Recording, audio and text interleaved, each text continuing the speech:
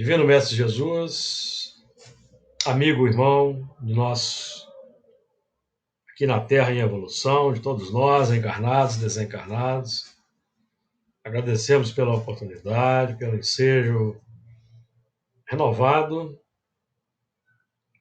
Pedimos-te o amparo, a inspiração, a orientação, para que realizemos o melhor ao nosso alcance em conjunto, que os nossos estudos desta noite possam ser proveitosos para o tratamento dos irmãos albergados na Fraternidade Espírita Camilo Chaves e em outros locais que a espiritualidade julgar conveniente o auxílio dos irmãos desencarnados e encarnados.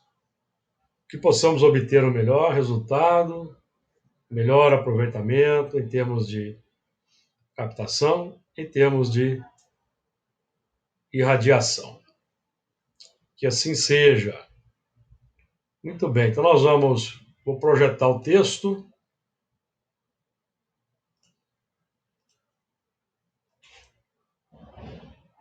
Pergunto se todos estão vendo o texto. Todos veem, certo? Então vamos lá. Gênesis de Moisés, capítulo 4. Hoje nós vamos estudar a partir do versículo 13, que diz assim: Então disse Caim ao Senhor: É maior a minha maldade que a que possa ser perdoada. Eis que hoje me lanças da face da terra, e da tua face me esconderei, e serei fugitivo e vagabundo na terra, e será que todo aquele que me achar me matará.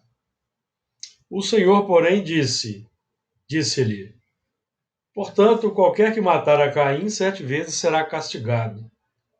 E pôs o Senhor um sinal em Caim, para que o não ferisse qualquer que o achasse. E saiu Caim diante da face do Senhor, e habitou na terra de Nod, da banda do oriente do Éden. Muito bem. Então, dando sequência aí nossa atividade, ao nosso estudo, nós vamos abordar aí o versículo 13. Vou repetir aqui o versículo 13. Então disse Caim ao Senhor: É maior a minha maldade que a que possa ser perdoada.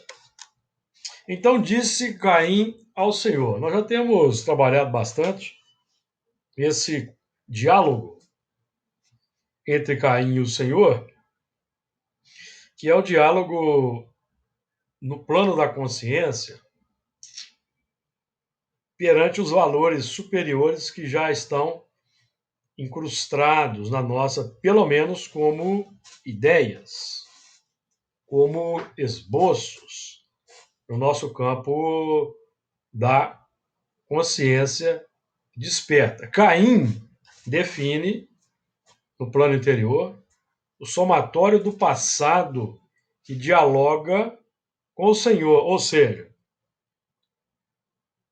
com a consciência, as emersões do nosso campo subconsciente, que representam um Caim, os nossos impulsos automáticos, os instintos, por exemplo, eles dialogam com a consciência desperta já iluminada por novos conhecimentos, para que seja feito o cotejo para o devido controle dos valores que emergem de forma automática, na pauta dos impulsos, dos reflexos. Então, o Senhor representa a nossa consciência atenta, a consciência desperta que toma as rédeas, toma o controle. Por isso, o termo Senhor. Toma o controle das emersões, dos automatismos, para que nós não mais permaneçamos caminhando na Terra ao sabor dos impactos, dos automatismos que vão nos conduzindo segundo a direção que eles propõem, ou que os desejos propõem, ou que as emoções propõem, quando essas emoções não são emoções nobres. Porque os sentimentos, nós já sabemos que os sentimentos são fontes dos pensamentos. Se os sentimentos são nobres, os pensamentos serão também de qualidade superior.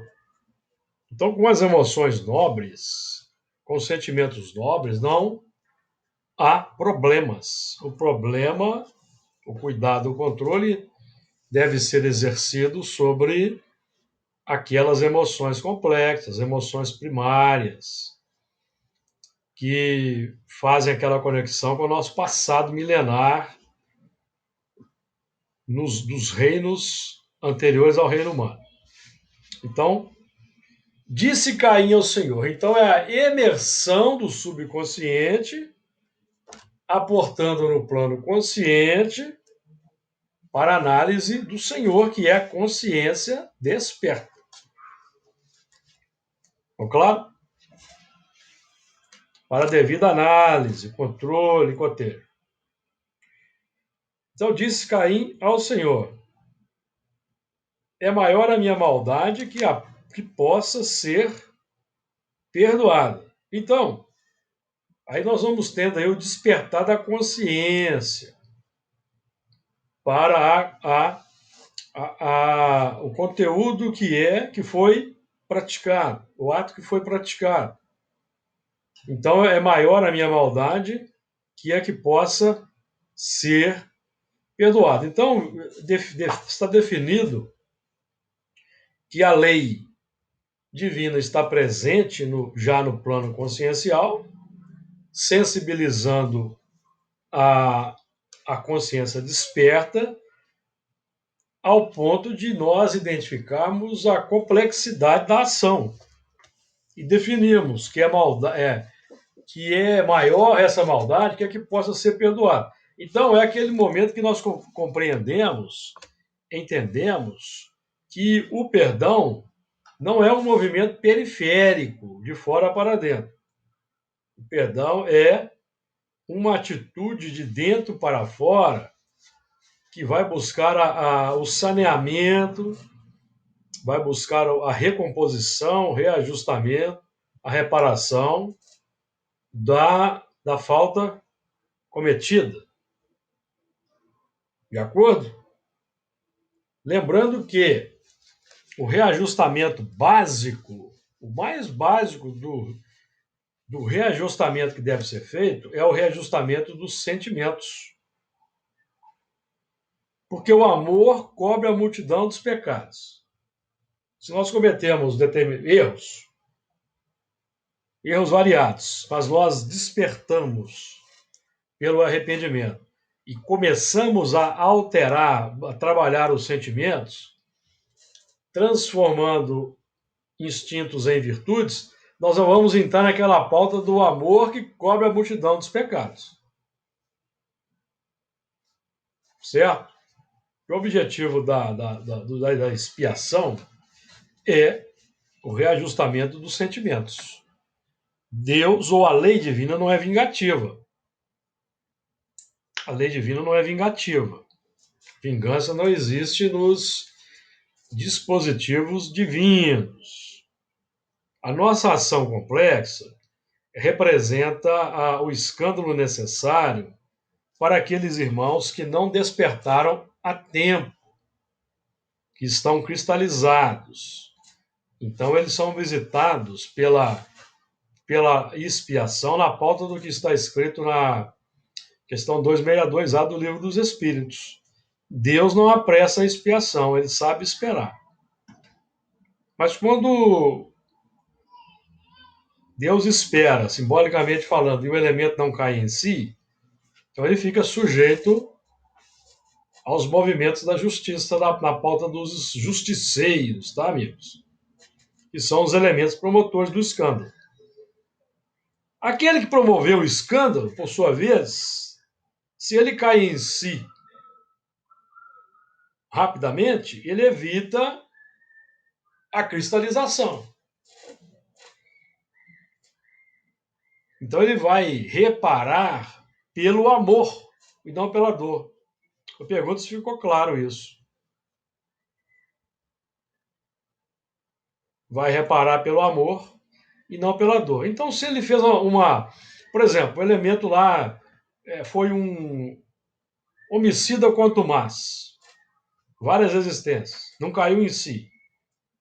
Aí ele se deparou com um elemento mais forte que ele, dada existência, que lhe tirou a vida, na pauta da lei, de ação e reação, porque ele não aproveitou o tempo para se arrepender e se transformar. Esse elemento que lhe tirou a vida, por sua vez, se ele cai em si e se arrepende, ele vai reparar aquela falta pelo amor. Como?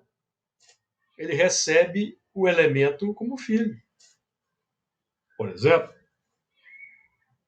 Perceberam? Ele vai trabalhar como pai daquela criatura, desenvolvendo o amor que ele já reconhece como sendo o caminho acertado. Perceberam, amigos?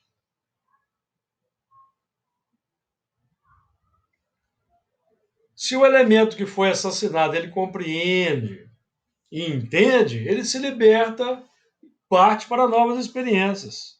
Mas acontece que muitas vezes o elemento que é assassinado, por exemplo, nesse exemplo que eu estou dando, ele ainda não consegue perdoar e nem é conveniente que se lhe mostre o passado para que ele veja que o que ele sofreu está na pauta da lei. Então ele retorna como filho daquele que lhe tirou a vida, entenderam? Para que mais à frente ele tenha condições de entender o seu passado. É por isso que no mundo espiritual os espíritos fazem aquelas longas análises preparatórias das reencarnações. Eles consultam o passado, consultam as instâncias superiores para ver qual é o procedimento mais adequado.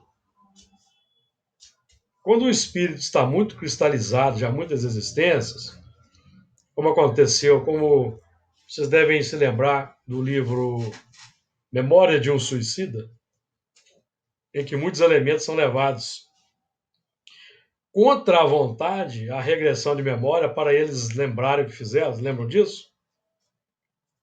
Porque aqueles eram elementos muito cristalizados já há bastante tempo e precisavam de ter o choque. Então, cada caso é um caso. Nós aqui falamos em linhas gerais, mas cada caso é um caso, e é por isso que no mundo espiritual tem lá os departamentos, os institutos, os técnicos, que vão analisar cada situação de acordo com a necessidade. De acordo, amigos? Agora, para aquele que recebe um elemento como filho, que para muita gente vai achar que é uma expiação para o pai receber um determinado elemento, ou para a mãe. Não, meus amigos, é a oportunidade de ampliar e estender o amor, desenvolver o amor. De acordo? O objetivo da reencarnação, pelo que nós entendemos, é desenvolver o amor de cada um de nós. O objetivo não é castigar e nem punir. É desenvolver o amor. Porque o amor é o saneamento, amigos. O saneamento é o amor. Amando, estamos saneando. Então vamos lá. É maior a minha maldade que possa ser perdoado. Porque aqui o elemento já reconheceu que a sua complicação é muito grande. Mas vamos lembrar que Jesus vai dizer para nós em João, se não me engano é João 8, deixa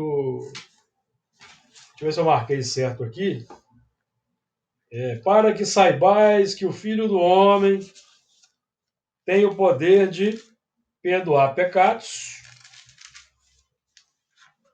Então, meus amigos, o filho do homem interior que estamos desenvolvendo, o Cristo interno, tem o poder de perdoar pecados pelo amor em expansão. Tá claro? Comentários? Alguém quer fazer comentário? Perdoar os seus pecados, né, Ju?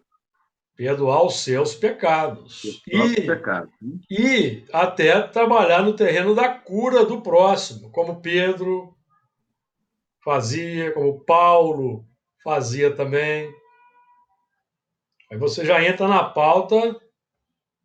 pauta de auxiliar, e você tem a prerrogativa de, inclusive, colaborar com o próximo. O perdão dos próprios pecados se dá pelo arrependimento, reparação, que é desenvolver. Reparação, meus amigos, é sempre desenvolver o amor. Nós estamos reparando uma faceta interior. Obviamente, para reparar uma faceta interior, amando, eu vou amar aqueles que se sentiram prejudicados por mim, que ainda não têm condições de verem que eles fizeram no passado. É nesse sentido. É maior a minha maldade que possa ser perdoada. Versículo 14.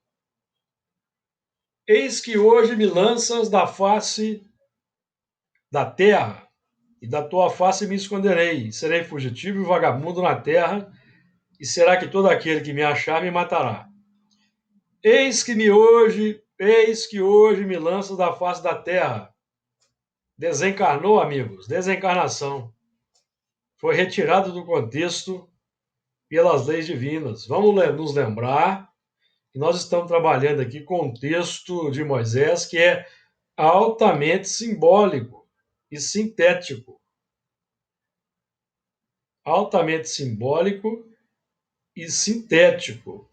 Esse texto aqui é papo de iniciado. Iniciado hebreu e egípcio. Moisés era. Então, eis que hoje me lança da face da terra. Desencarnação. Foi retirado do contexto pelas leis divinas. A reencarnação, que é a desencarnação, que nos projeta para o plano do cotejo, da constatação do que foi feito, da avaliação ou da expiação, se nós não nos aperfeiçoamos, se alimentamos as imperfeições. Então, a expiação é a própria imperfeição não combatida.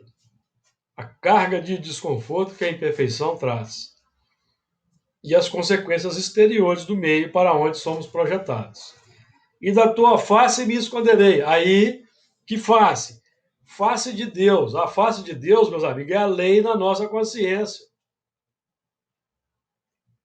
A lei divina que nós já adotamos, já entendemos, já compreendemos, é a face de Deus que podemos encarar presente na nossa consciência. No plano exterior, quando eu digo assim, quando está dito assim, e da face de Deus me esconderei, qual é o movimento que está expresso aí? Reencarnação. A reencarnação que nos esconde de nós mesmos pelo esquecimento do passado, que nos esconde dos inimigos, porque mudamos de fisionomia. E da tua face me esconderei, retorno pela reencarnação. Então, vejam bem, Caim é maior a minha maldade que possa ser perdoada. Ele constata isso, desencarna, passa pela reciclagem no mundo espiritual e reencarna. Pela bênção do esquecimento, fica escondido, todos nós. Ficamos escondidos. Aí começamos a trabalhar em reuniões mediúnicas, por exemplo, e os nossos amigos nos acham.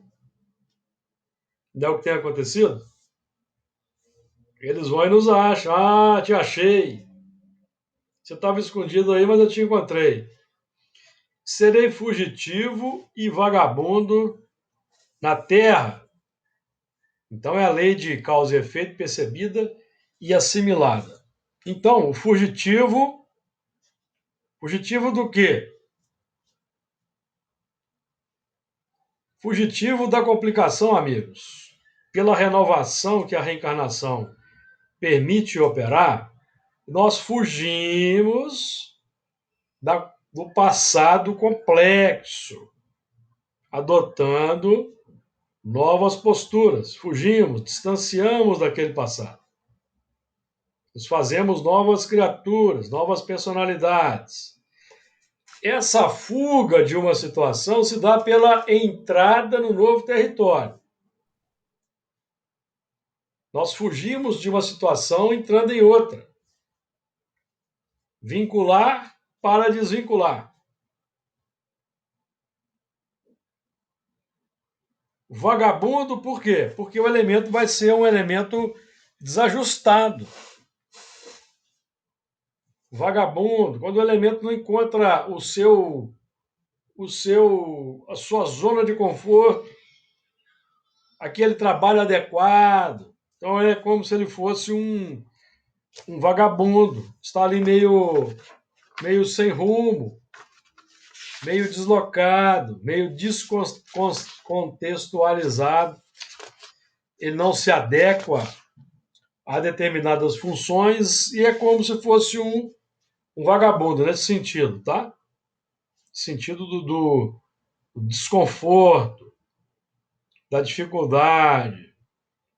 Então, por exemplo, a respeito de fuga, no sermão profético de Mateus, Mateus capítulo 24, versículo 15 e 16, ó. 24, 15 e 16. Quando, pois, virdes que a abominação da desolação, de que falou o profeta Daniel, está no lugar santo, quem lê atenda. Então, quando eu constato que eu cometi um erro grave, estou constatando, meus amigos, que a abominação da desolação está no lugar santo, que é o coração. Templo interior. A abominação da desolação, no sentido bem básico, podemos aí trabalhar como sendo o egoísmo, que é a maior das abominações que nós vamos desenvolver. E é o amor próprio, que nos distancia do amor ao próximo, que é o templo em expansão, o templo interior em expansão. O amor ao próximo é o templo interior em expansão. O egoísmo, o amor próprio, é a abominação da desolação no templo interior, porque o egoísmo causa desolação, meus amigos, não causa. O que é uma depressão se não é uma desolação interior? Uma síndrome do pânico, o ressentimento, o remorso, tudo isso podemos trabalhar como sendo a desolação na terra do coração. Quando, pois, vides que a abominação da desolação de que falou o profeta Daniel está no lugar santo, quem lhe atenda. Então, os que estiverem na Judéia, fujam para os montes. Quem está na Judéia? Nós aqui, ó, estamos no plano da Judéia, que a Judéia é aquele território que disponibiliza o conhecimento da lei pelos profetas, por exemplo. Então, a Judéia disponibiliza o conhecimento da lei. Plano intelectivo apenas do entendimento da lei. Quem estiver na Judéia, os que estiverem na Judéia, fujam para os montes. Ou seja, quem está no plano do conhecimento intelectivo precisa elevar-se,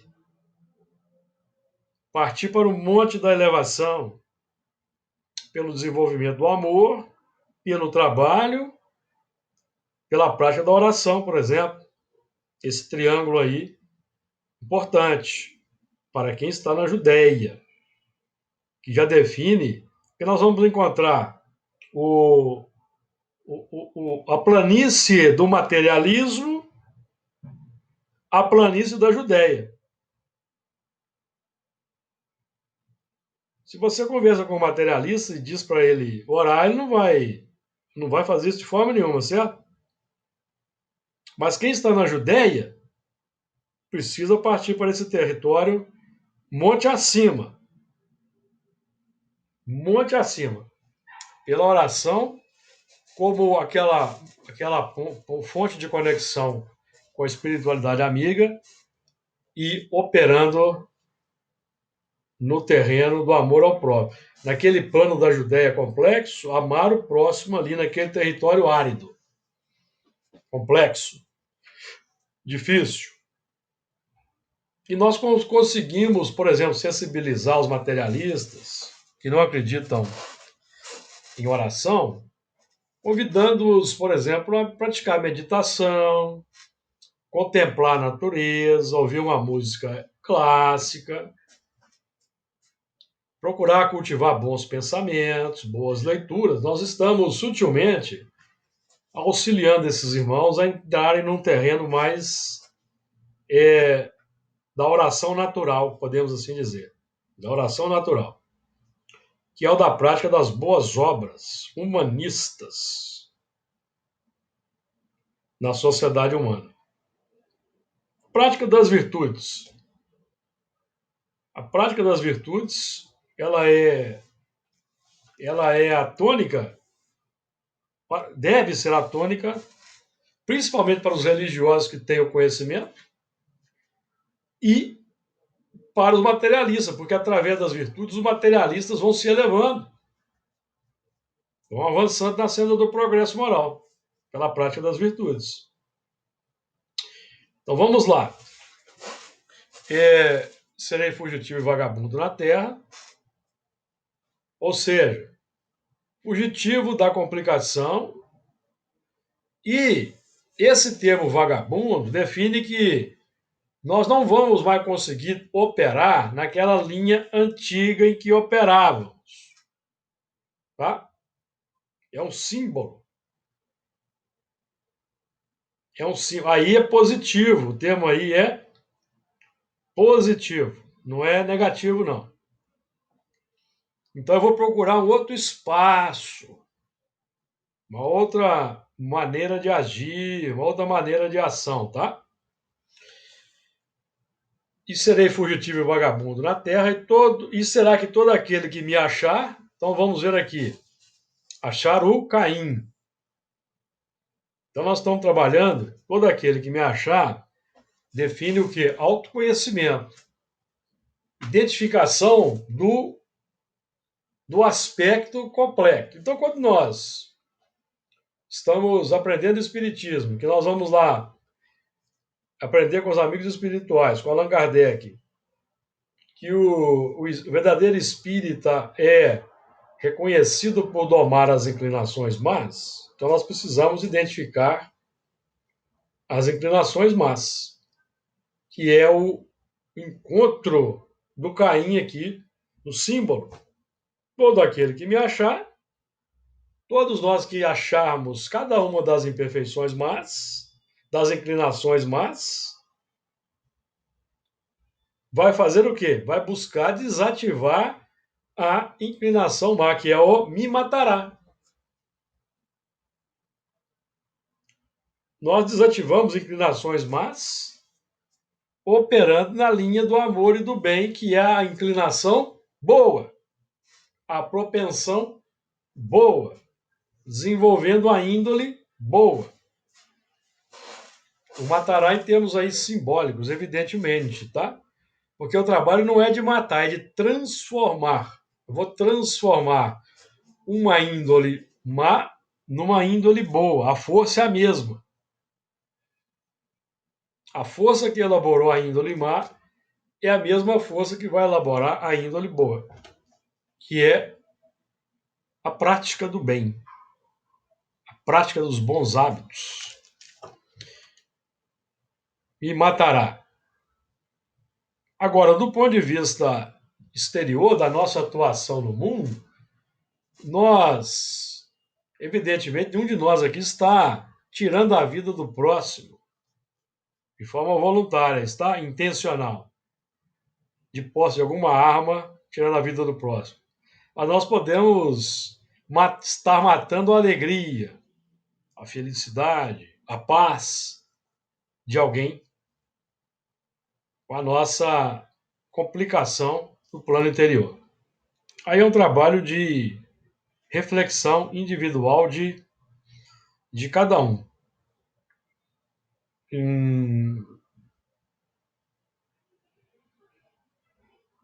Então, nós vamos encontrar, por exemplo,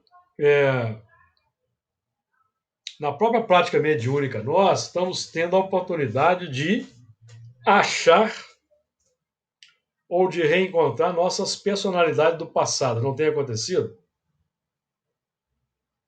Que é para que nós façamos aquela análise do que foi feito e do que precisa ser feito agora. Porque tudo o que fizemos naquele passado representa capacidade operacional que nós desenvolvemos no passado e que agora vamos utilizar para trabalhar na outra seara, na seara de Jesus. Então é capacidade operacional, capacidade de estabelecer estratégias, desenvolver técnicas, de buscar recursos. Então, hoje nós vamos utilizar toda essa capacidade que foi subutilizada, foi utilizada para enaltecer o egoísmo, a sede de poder e servir, sermos aproveitados pela misericórdia divina como instrumento da justiça, do escândalo. Então, hoje nós vamos carregar todo esse potencial, para a regeneração individual, para a edificação de um novo mundo interior, consequentemente,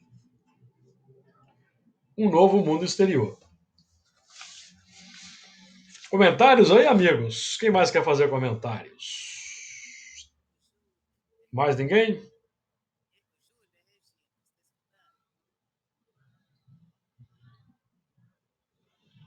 Então, Jesus, no capítulo. Você quer falar aí, Regina? Pode falar. Abre o seu som.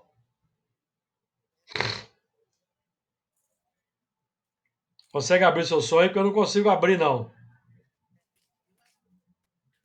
Pode colocar o fone aí que eu te espero.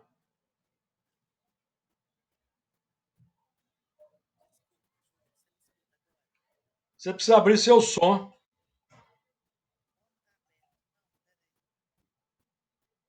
Vai lá no microfone e destrava, porque eu fechei aqui, é só você que pode abrir.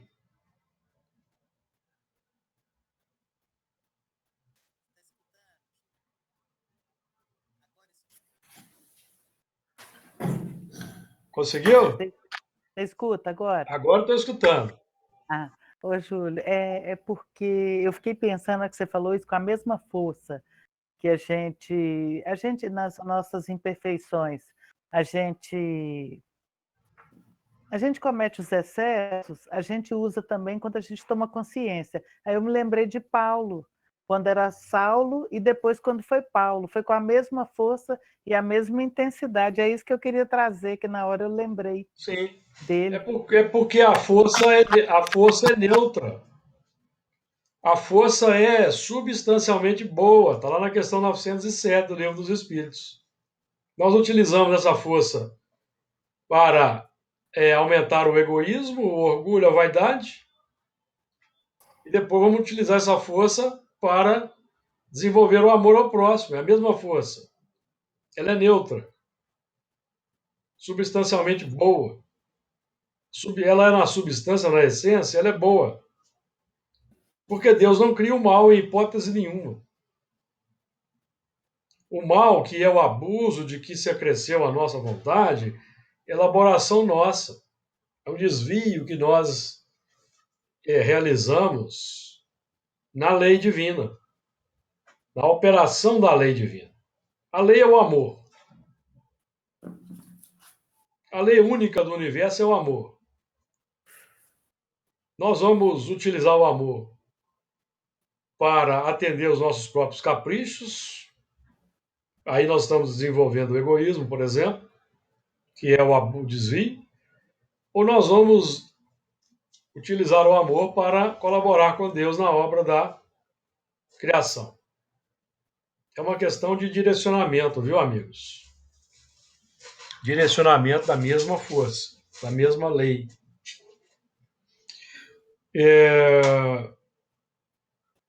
Então, nós vamos encontrar Jesus, Mateus, capítulo 17, falando assim: o irmão entregará à morte o irmão. Vamos lá, Mateus, capítulo 10. Mateus, capítulo 10, versículo. Deixa eu ver aqui se é isso mesmo.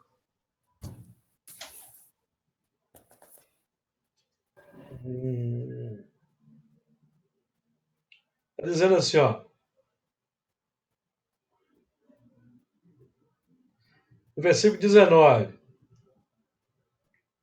Não é esse versículo, não. Aqui é. É no versículo 21. Eu anotei errado. 10, 21. E o irmão entregará à morte o irmão, e o pai o filho. E os filhos se levantarão contra os pais e os matarão. O irmão que vai entregar à morte o irmão. O Allan Kardec, por exemplo, é nosso irmão, codificou a doutrina espírita e nos entregou à morte. Pelo estudo da doutrina espírita, estamos matando o homem velho, ou não? O irmão entregou à morte o irmão. E o pai e o filho. O pai é o meu eu do passado, o pai que entrega o filho, que sou eu mesmo, o novo homem, para a morte do aspecto complexo. E os filhos se levantarão contra os pais. Então, o homem novo, que é a nova personalidade em desenvolvimento, ela vai se levantar contra o pai, que é o eu anterior, o homem velho, que pode até estar simbolizado no próprio pai consanguíneo mesmo, que pode ser um elemento que tem conexão com aquele eu antigo. Percebendo? Que tem sintonia com aquele eu antigo. Então, quando nós, na nossa família, existe uma diferença de caráter, assim, em termos de conhecimento entre o filho e o pai, define que o filho está entregando à morte o próprio pai. Perceberam? O filho está sendo um elemento que vai colaborar para a morte do pai, ou seja, para a transformação do pai. É nesse sentido. Pelas ideias novas que ele traga.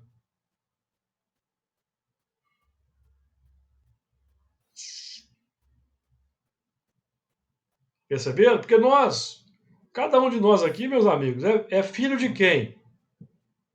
Nós somos herdeiros de quem? De nós mesmos. Então, nós somos filhos de nós mesmos. Então, simbolicamente, o pai, que sou eu mesmo, no passado, estou me entregando o filho para a morte, para o renascimento. De acordo?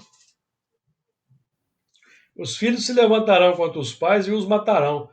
Agora é o seguinte, no plano social, nós estamos vendo esse movimento triste aí também na sociedade. Não estamos? Até do ponto de vista físico, nós estamos vendo aí as dissensões entre pais e filhos, as atitudes complexas no quadro da sociedade, porque isso é sinal dos tempos que vivemos, sinal da aferição, dos cotejos, em que nós vamos aí lidar com elementos complexos no seio da própria família.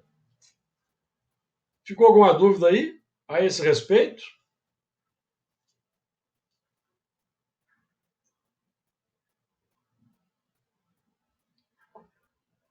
Então, quando nós, será que todo aquele que me achar me matará? Então, quando os instintos primários em emersão são identificados, o próximo trabalho é a morte ou a desativação. Quando é que os instintos primários em emersão são identificados? É quando nós começamos a estudar, por exemplo, a doutrina espírita. Quando o conhecimento vai adentrando a casa mental. Então, nós vamos identificando. Porque enquanto não temos o conhecimento elevado, nós não sabemos que aquelas questões são elementos complexos da nossa intimidade, não. Quando nós estávamos na infância, vamos fazer um exercício aqui. Quando nós éramos crianças, algum de nós aqui, quando falava algum palavrão, se entristecia? Quando xingava um coleguinha na escola ou na brincadeira, se entristecia? Não. Por quê? Porque era natural, é o natural, a imersão natural do passado, de forma natural. Nós vamos ali nos autos e nós vamos nos expressando.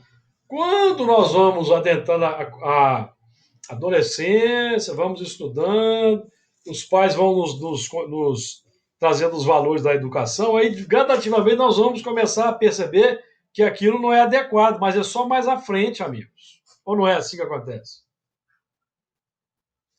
É assim que acontece de um modo geral? Então, a trajetória do espírito também. Nós só vamos identificar os instintos primários quando começamos a nos instruir sobre o que é o amor, o que é a virtude, o que é o bem. Então, nós vamos começar a perceber que certas emoções que nós sentimos não representam valores nobres perante a esse novo conhecimento. Tá? Então, quando nós despertamos para o conhecimento superior numa certa faixa da nossa existência, é contraproducente nós olharmos para trás e nos crucificarmos, amigos.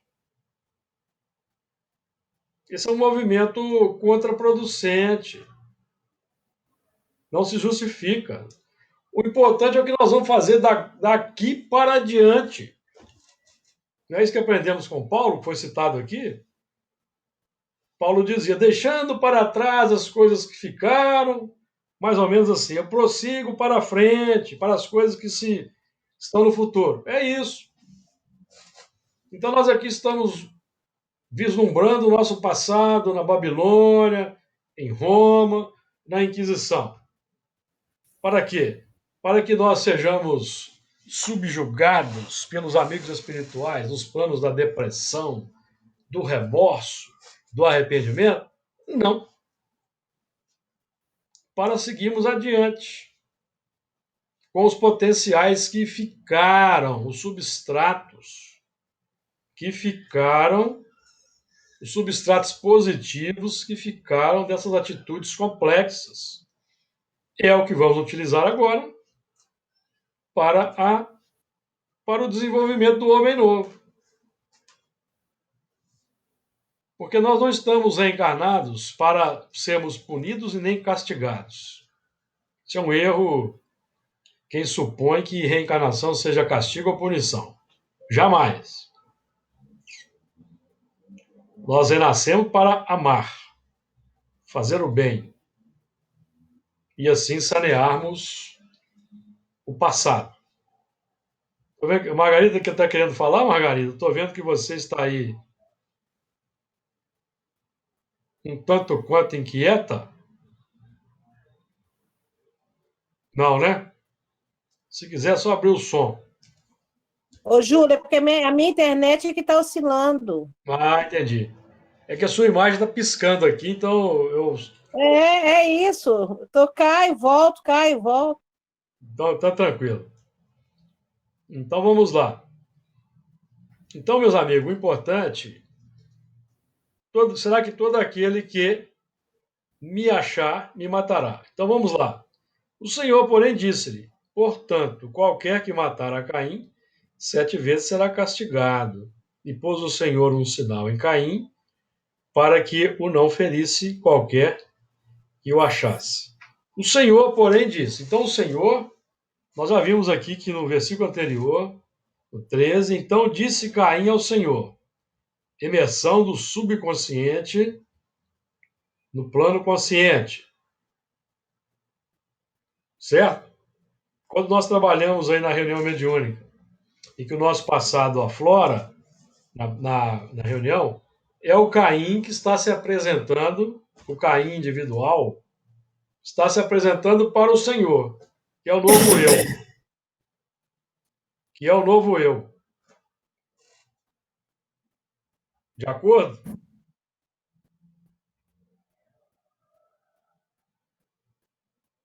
O Senhor, porém, disse-lhe. O Senhor, então, é a soma dos componentes positivos presentes, que identificam o Caim e que devem nortear a nossa ação diária. Então, a partir de agora, quem está no comando não deve ser mais o Caim, que é o impulso automático, que é a impulsividade. Tá, amigos? Não. Quem deve estar no comando agora é o Senhor. Os valores nobres. Os valores nobres. Portanto, qualquer que matar a Caim, então aqui nós vamos trabalhar agora com a questão do matar o próximo. O matar, tanto em termos simbólicos, quando nós matamos a esperança, a alegria, a felicidade, a paz, a serenidade do próximo, quanto a própria morte mesmo, o homicídio propriamente dito. Que a lei vai nos dizer, não matareis. Certo? Então, aquele elemento que busca matar o próximo de forma ostensiva, na verdade, ele está tentando matar uma própria faceta interior desagradável que ele projeta no outro, com a qual ele não dá conta de lidar. Então, supondo, matando o próximo, ele supõe, simbolicamente, subjetivamente falando, ele supõe estar eliminando um problema. Mas não, ele está adquirindo ou aumentando o problema. Está acrescentando uma complexidade, uma nota de complexidade a um problema que existe no interior, que é a falta de tolerância, de compreensão, de piedade, de compaixão, que vai leva às vezes as pessoas a cometerem os crimes. Então, o nosso trabalho é de matar o eu complexo interior e não mais matar o próximo. Então, por isso que Jesus vai dizer assim, Mateus 5, 43. Ouvistes que foi dito, amareis o teu próximo e aborrecerás o teu inimigo. Eu, porém, vos digo, amai os vossos inimigos. Então, o trabalho é de amar aquele que me propõe o desafio da tolerância, do entendimento num outro nível, num outro grau de avaliação. Porque o problema não está com ele, amigos. Cada um de nós tem o seu caráter, a sua característica, que é individual, inalienável de cada qual.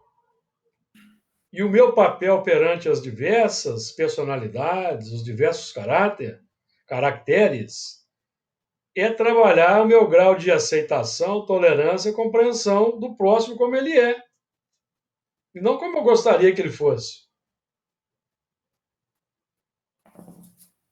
De acordo? Nós podemos trabalhar para ajudar, por exemplo, nossos filhos a se tornarem melhores, mas com pessoas adultas, o nosso trabalho não é o de forçar consciência, mas é o de oferecer o exemplo que arrasta e trabalhar na pauta da tolerância e da compreensão. Pergunto se está claro isso, alguém quer fazer algum comentário.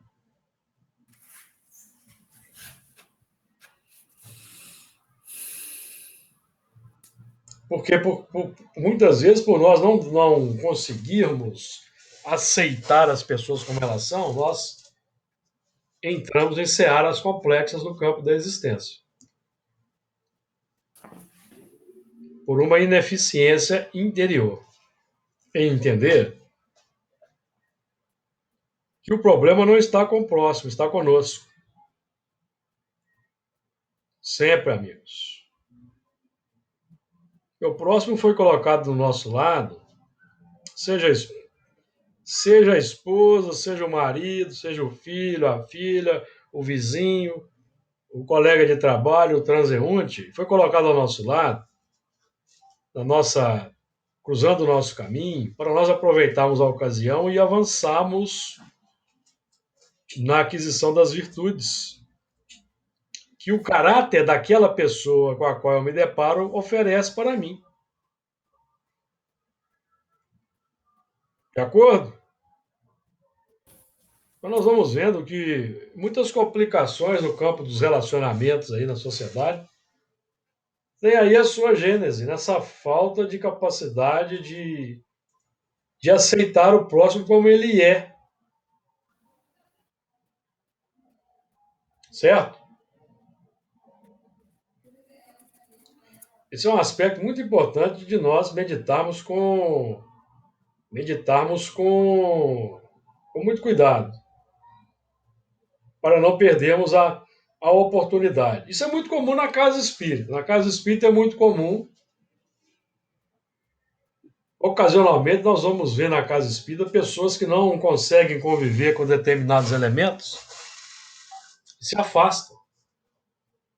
Procuram outras frentes e perdem uma oportunidade de crescimento ali, junto a um companheiro do passado, que está ali para um abraço fraterno, um reajustamento.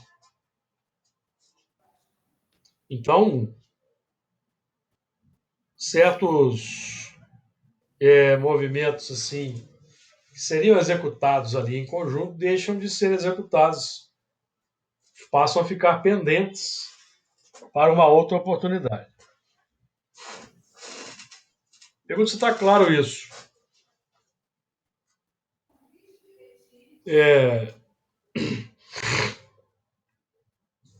O Senhor, porém, disse: portanto, qualquer que matar a Caim, ou seja, não é possível, amigos, matar o passado, tá? O passado já está elaborado. O passado é conquista, seja ele qualquer que seja. É conquista. Substratos permanecem. Não é possível eliminar esse passado. Nós vamos transformar as forças que elaboraram aquela personalidade. E hoje vão elaborar uma nova. Mas o trabalho é o trabalho individual do próprio eu, do mesmo indivíduo eterno, imortal, que vai elaborar agora uma nova personalidade, desenvolver novos caracteres. O matar sempre vai significar desativar, transformar, reajustar. Qualquer que matar a Caim, 7 vezes será castigado. Por quê? Porque o Senhor pôs um sinal em Caim, ó. E pôs o Senhor um sinal em Caim. Então, nós estamos lidando aqui do ponto de vista da reencarnação, do retorno, das novas existências, com o espírito que cometeu um crime numa determinada existência e ele não conseguiu, não se arrependeu, ou o arrependimento foi muito tarde, demorou muito, então o Senhor precisou de colocar nele um sinal de nascença, uma deficiência, um aleijão, para ajudar aquele irmão no processo de reajustamento, tá? Então, qualquer pessoa que tira a vida, por exemplo, quando alguém tira a vida de um idoso, de uma criança, de uma mulher ou de um incapacitado fisicamente ou um deficiente, isso não é extremamente perverso? Não é um ato de grande perversidade você tirar a vida de alguém que não tem condições de se defender? A própria lei não pune com mais rigor? A lei humana não pune? Então é nesse sentido, meus amigos. Qualquer que matar a Caim, 7 vezes será castigado. Ou seja, um elemento que não tem compaixão por um idoso, por uma idosa, por uma criança, por um deficiente, e tira a sua vida, significa que a sua carga de complexidade interior, de imperfeição, é muito grande. Então ele vai precisar de ciclos de reencarnação mais prolongados. Esse é o símbolo do 7 vezes será castigado. Os ciclos de reencarnação serão mais prolongados, amigos, para desativar a hediondez. Ficou claro? Pergunto se ficou claro, se isso foi bem compreendido.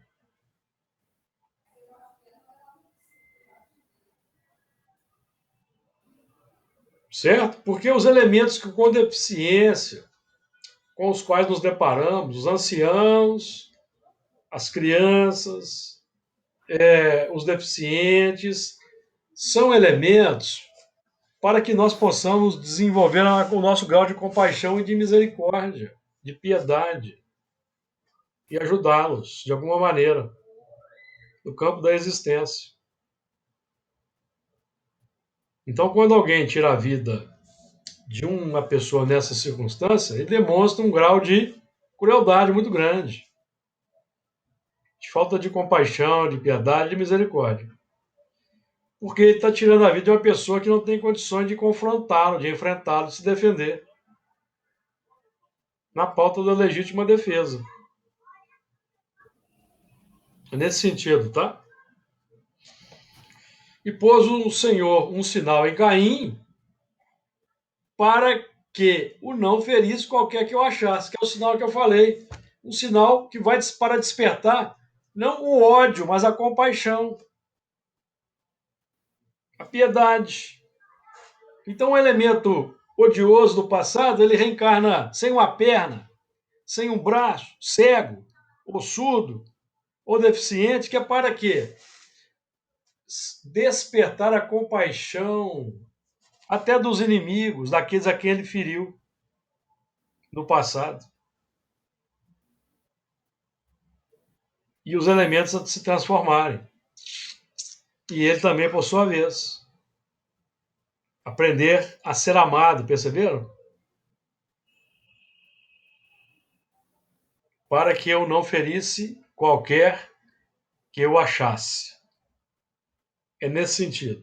Então, trazendo para o nosso mundo interior, quando eu descubro uma faceta complexa da minha personalidade, identifico,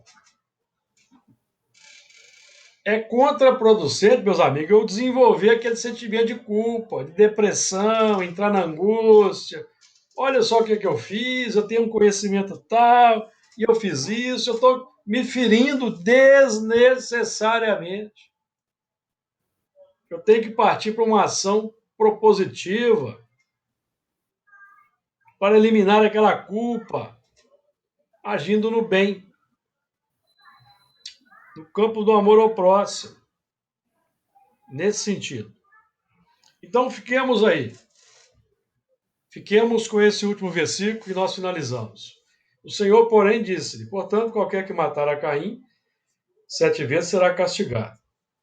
E pôs o Senhor um sinal em Caim, para que eu não ferisse qualquer que o achasse. Então, nós terminamos aí esse versículo. Que Jesus nos abençoe. Na semana que vem, nós retomamos o assunto a partir do versículo 16. Vamos lá, então.